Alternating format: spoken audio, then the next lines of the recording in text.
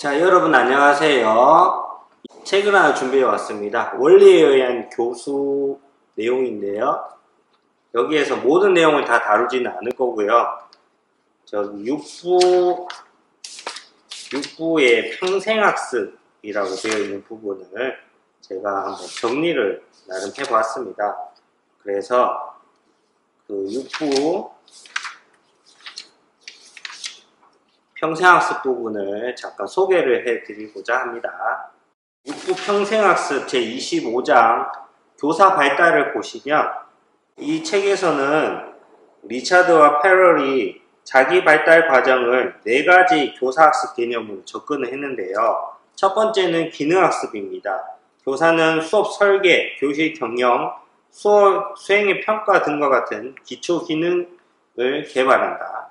둘째, 인지과정.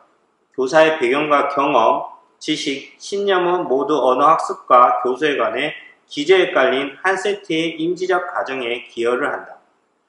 셋째, 개인적 지식 구축.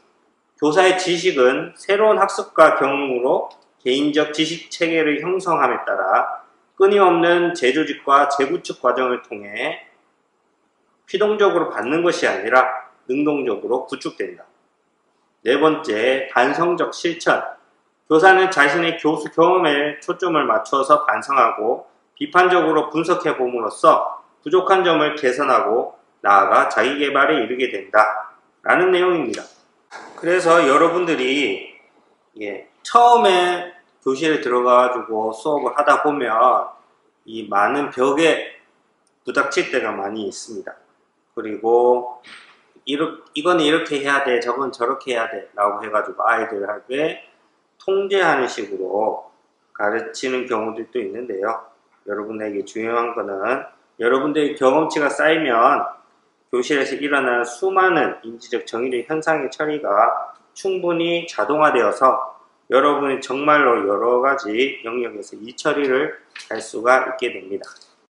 그래서 여러분들이 우수한 교사가 되기 위해서, 최상의 수행자가 되기 위해서 주는 팁이 여기에는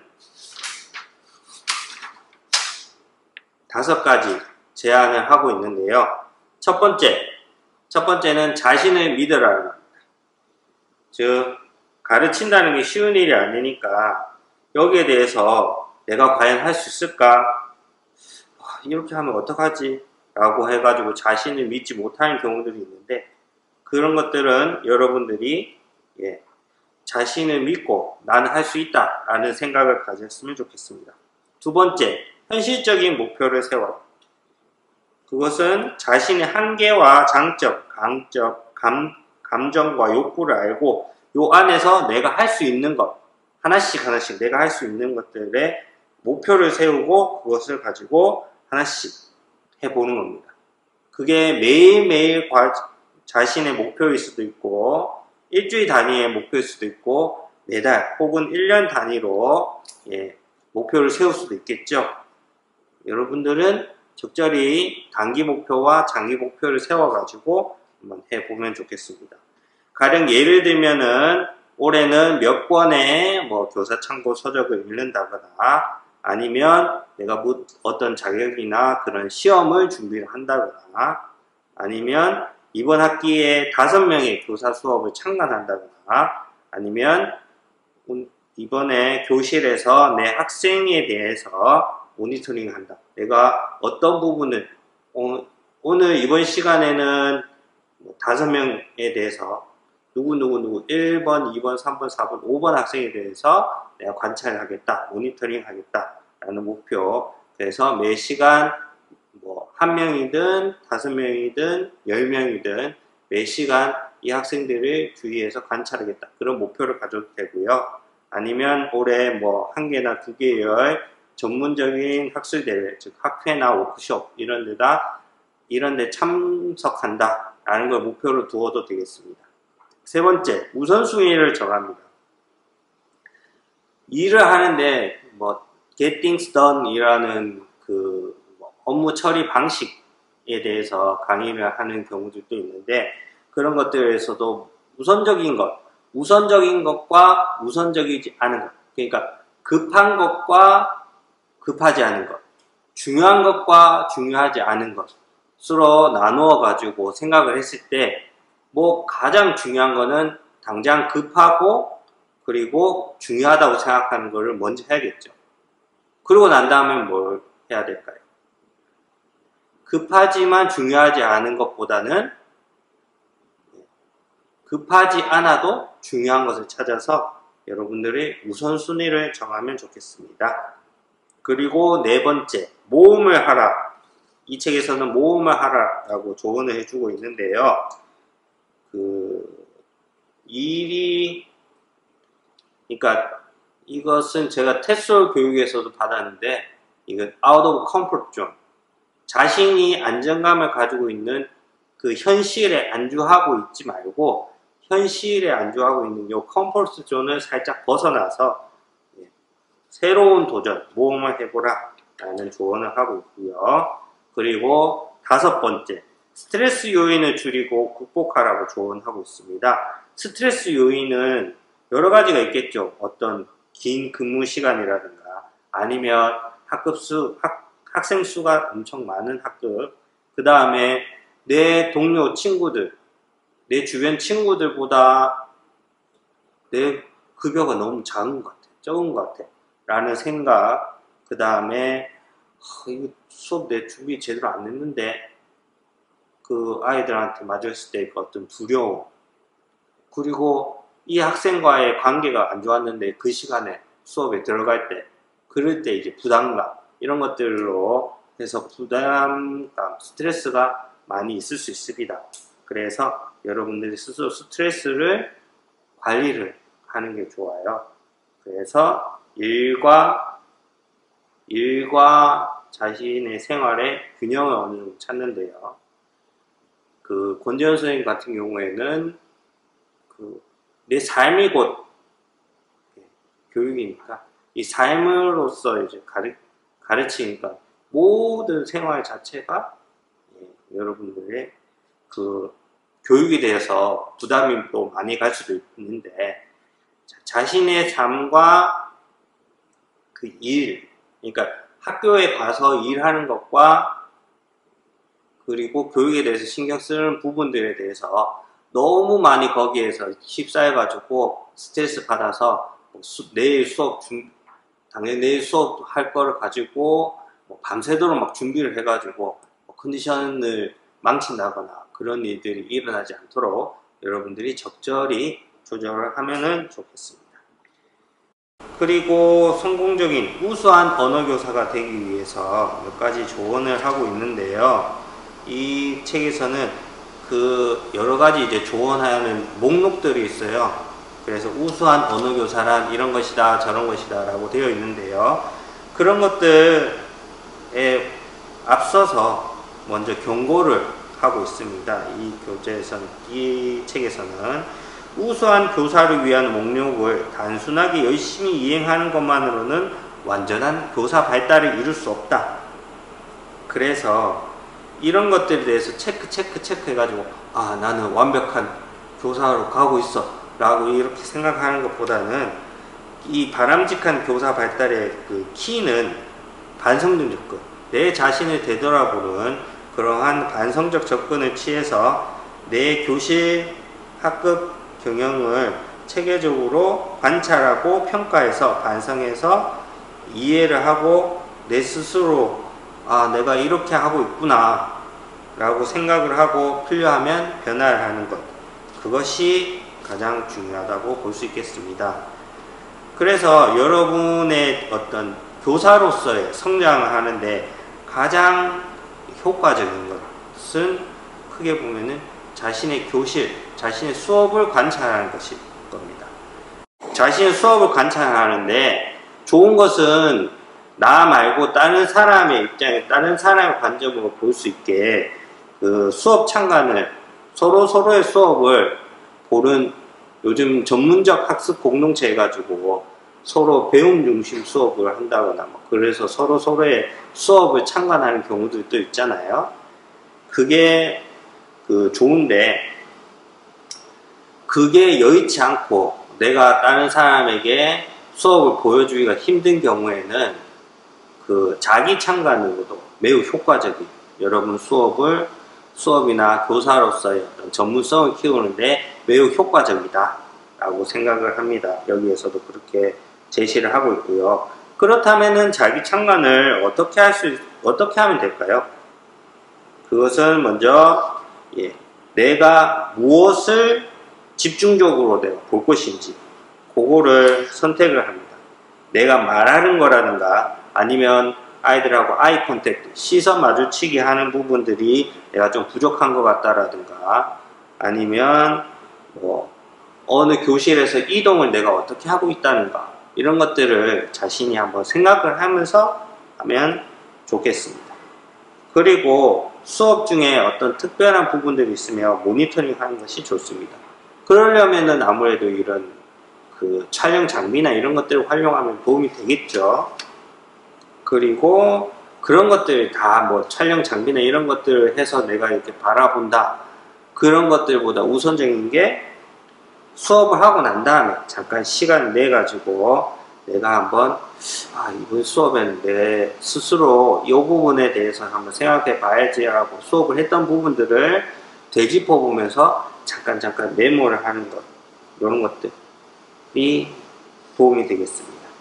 그렇게 해가지고 자기 성장을 이루어내시면 좋겠습니다. 그러면 여기 이 책에서는 교실 기반 행동 연구를 제시를 하고 있는데요. 이제 교육계가 잘못된 것 중 하나는 교육을 행하는 사람들, 즉 교사 집단이 있고 교육에 대해서 잘 알고 있다고 생각하는 집단, 즉 뭐 교수라든가 아니면 교육학 박사라든가 이런 사람들, 주변 사람들, 연구원들의 집단이 따로따로 있어가지고 내가 이거 교육에 대해서 교육학 박사니까 교수니까 내가 이 교육에 대해서 잘 알아. 너는 그냥 가르치는 사람이기 때문에 넌 잘 몰라. 이렇게 해가지고 현장과 이론이 막 괴리된 그런 부분들이 있거든요. 그런 부분들을 이제 주객전도된 거, 뒤바뀐 거 그런 현상들이 있기 때문에 여러분들이 실제로 가르치고 있는 여러분들이 연구를 해서 하면 현장 기반, 현장에 기반한 직접 가르치고 있는 이 기반을 해서 했기 때문에 보다 현실감이 있고 그리고 좀 더 탁상 공론에서 벗어날 수 있는 그러한 장점이 있겠습니다. 그래서 이 교실 기반 연구를 일반적으로는 행동 연구라고 하는데요. 주어진 사회 상황, 언어 교실에 참여하는 사람들은 그들의 실제적 관심사로부터 발생하는 체계적인 탐구 과정에 그들 자신이 중심이 돼서 개입한다 라고 이렇게 소개를 하고 있습니다. 그래서 자기가 행동 연구를 할 때 이런 행동 연구가 가지고 있는 장점 중에 하나는 교사들이 서로 같이 공동으로 노력을 한다라는 겁니다. 그렇다면 효과적인 행동 연구가 될 수 있는 팁을 여기서 제시를 하고 있는데요. 첫째, 여러분의 아이디어를 구체적인 질문으로 전환을 해보라 라고 제안을 하고 있습니다. 즉 어떤 식이냐면 의사소통 언어 교수 방식은 효과적인가? 수업 중에 음독은 얼마나 도움이 되는가? 소리 내서 읽는 게 얼마나 도움이 되는가? 그리고 과정형 쓰기는 효과가 있는가? 그러한 구체적인 질문으로 바꿔봅니다. 그리고 질문의 요소를 조작적으로 정의해라. 조작적으로 정의하라는 말은 측정할 수 있게, 측정할 수단이 있는 방법으로 해서 요 정도면 요런 질문에 대해서 답하기 위해서는 아이들이 수업 중에 음독을 하는 게 도움이 되었는가, 그다음에 음독에 대해서 음독을 한 게 도움이 되었느냐 안 되느냐를 판단할 수 있는 어떠한 측정 기준들, 그런 것들이 조작적으로 정의를 한다는 거죠. 음독을 해가지고 아이들이 음독을 했을 때 많이 따라 하더라.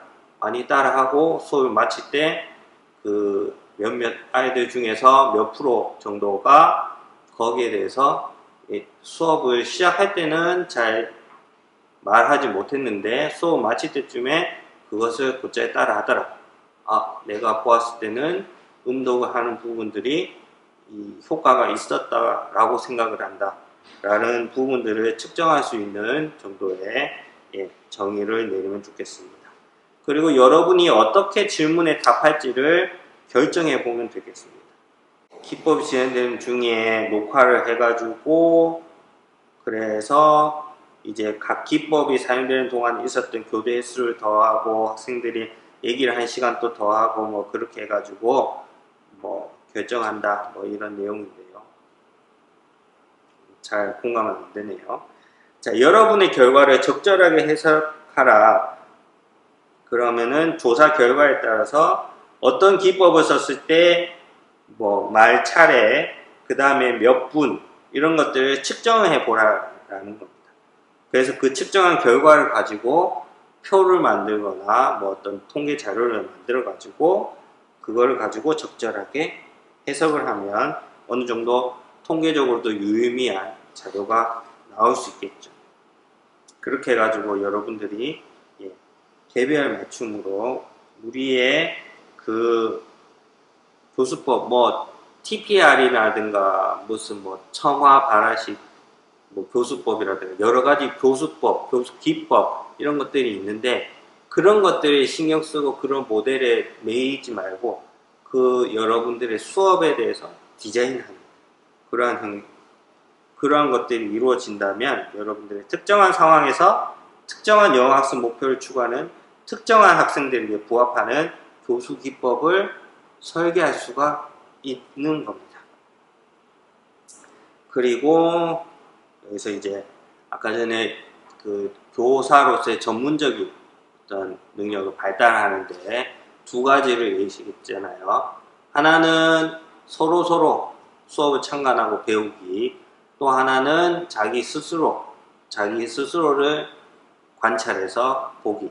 그 중에 하나인 첫 번째인 서로의 교사 공동 작업, 즉 서로에게서 배우기 부분을 안내를 하는데요. 요 소개를 하고 있는데 요거는 이제 그 첫 번째로 동료 코칭, 서로 조언을 해주는 거예요.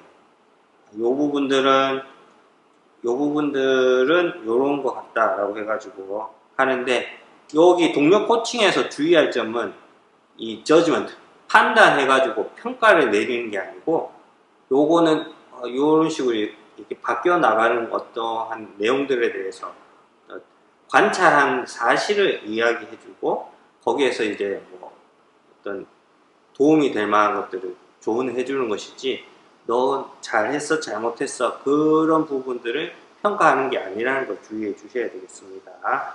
두 번째 팀 티칭은요 그 두 명의 교사 그러니까 뭐 영어 수업 같은 경우에는 영어 선생님하고 원어민 선생님하고 그 영어 전담쌤하고 같이 이렇게 수업을 할 때 팀 티칭이 많이 이루어지는데 그런 것들 서로 반반씩 맡아가지고 하는 경우 아니면 둘이 동시에 같이 이렇게 하는 경우도 여러 가지가 있는데 그런 것들로 해가지고 하다 보면 그 서로 이제 가르치는 티칭 스타일이라든가 학생들의 반응을 그 수업 시간 내내 수업 시간 동안에 보면서 서로 조언을 해줄 수 있겠죠. 그리고 세 번째는 그 행동 연구 해가지고 그런 것들을 측정하는 부분 아니면 네 번째 공동교육과정 개발과 수정은 같이 이제 그 초등학교 같은 경우에는 이제 지금 온라인 수업 뭐 이렇게 해가지고 하는데 그럴 때 보면은 공동으로 교육과정을 같이 이제 동학년에서 이번 수업은 요런 수업으로 한번 해보자 해가지고 같이 교육과정 개발 어떻게 수업을 하고 어떻게 프로그램 진행할지를 같이 이제 개발하는 경우들이 있잖아요.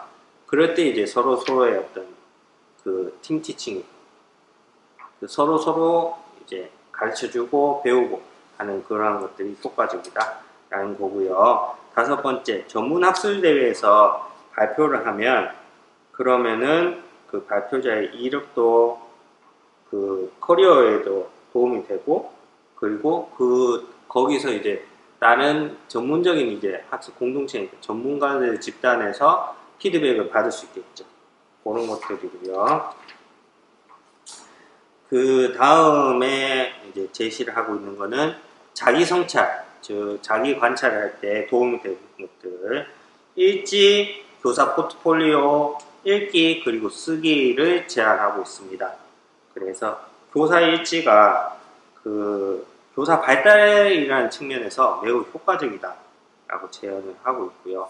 저 역시도 제 교단 일기나 이런 것들을 쓰면서 저 자신의 성장, 저 자신을 되돌아보고 다시 한 번 더 생각할 수 있는 기회들이 많이 주어졌습니다. 그래서 매우 효과적인 방법이라는 거.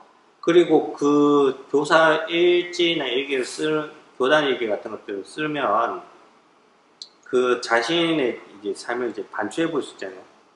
다시 성찰해 볼 수 있기 때문에 그 카메라로 녹화를 하고 그걸 다시 찍어 가지고 찍은 것들 다시 보면서 막 판단을 하게 되면 아무래도 좀 낯간지럽고 그런 부분들이 있어 가지고 그 힘이 드는 부분들이 있는데 이 일지 쓰는 거는 특별하게 다른 도구들이 많이 필요하지 않으니까 여러분들이 실천해 보기도 쉽고, 그리고 교사 포트폴리오는 제가 테스트 과정에서도 있었는데 그런 내용들을 쭉 이제 자신이 전문성을 살려가지고 직접 만든 작품, 사고미 반성의 결과물, 신념과 원리, 개인적 데이터들을 하는데 요즘에는 뭐 노션이라든가 에버노트라든가 다른 것들을 통해서 자신의 내용들을 체계적으로 정리하는 자기만의 데이터베이스를 만들 수 있죠. 그렇게 해가지고 활용하시면 되겠습니다. 세 번째, 독자적으로 전문 분야에 대한 독서하기가 있는데요. 저 같은 경우에도 이런 책들을 기회 되면은 또 읽고, 그래서 꾸준히 읽도록 노력을 하는데 이게 특별하게 시간을 내기가 힘든 부분들이 있습니다. 그럴 때는 이제 하루 중에 시간대를 설정을 해가지고 전문 서적 읽기를 정하는 거예요. 목표를 정해서. 그리고 아니면 빈 시간에 틈틈이 그때그때 읽거나 뭐 버스 기다리는 시간이라든가 아니면은 내가 점심을 먹고 난 다음에 좀 시간 텀이 있을 때라든가 그럴 때 이제 훑어 읽기와 찾아 읽기를 통해 가지고 조금씩 그리고 읽은 것들을 뭐 자신의 그 스마트폰에 뭐 메모장에 적어도 되고 아니면 자신의 수첩에 간단하게 메모해 가면서 적어도 되고 그런 식으로 해서 꾸준히 읽다 보면은 어느 정도 읽게 되겠습니다. 그 다음에 이 책에서 또 강력하게 추천하는 거는 출판을 위한 쓰기 활동을 한번 해보라 라고 제안을 하고 있는데요. 자신이 1970년도에 교직 생활 중에 가장 보람된 노력 중 하나가 출판을 위한 저작이라고 소개를 하고 있습니다. 그래서 자신의 첫 학술지 논문이 영어 스펠링 체계에 관한 소규모의 교실 기반 실험에서 나온 것이었다 라고 하는데요. 이런 것들을 해서 전문 분야 독서, 행동 연구, 일지적기, 교육과정 개정 등 이런 것들을 해가지고 자신의 관련해서 이렇게 블로그 활동을 한다거나 아니면 뭐 웹 기반 출판을 한다거나 이런 것들이 꾸준하게 이제 나아간다면 뭐 출판사를 통해서 이제 출판 계약을 해서 책을 낸다거나 그런 식으로 해가지고 할 수가 있습니다. 여러 가지 이제 여기서 제안을 하고 있는데요. 뭐 학술지 논문을 쓰기 아니면 최근 흥미롭게 읽은 학술지 논문을 반응하는 글쓰기, 즉 학술지 논문에 대한 리뷰 이런 것들도 되고요. 아니면 전문 서적 검토하는 글쓰기라든가 지금 제가 하고 있는 것과 같이 전문 서적에 대해서 간단하게 그 내용 일부를 소개를 해서 그 전문 서적과 전문 서적의 내용을 간단하게 소개하는 그러한 영상을 만들어 볼 수도 있겠죠.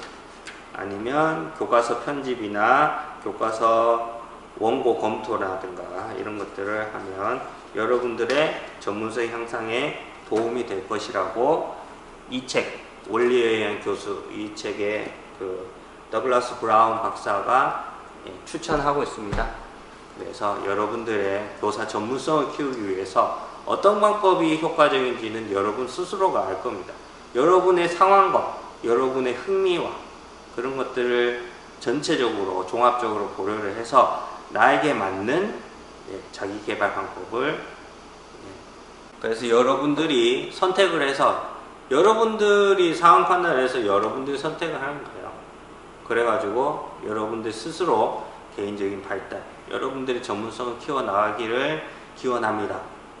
저도 이 실험 테스트는 이제 앞으로 할지는 모르겠어요. 이거 너무 힘든 것 같네요. 예, 그러면 끝내겠습니다. 감사합니다.